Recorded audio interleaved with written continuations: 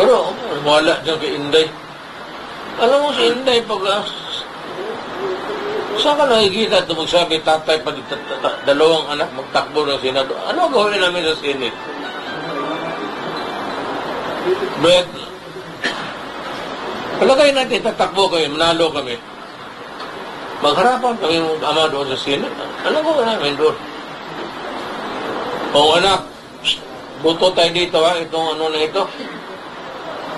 Ikaw, ayaw ko, kontra ko dyan pa. Loob ko na. Noon mo lang kay Inday. Huwag kayong kumagat kay Inday kasi yan si Inday, ano yan. Kagayag ko na yan.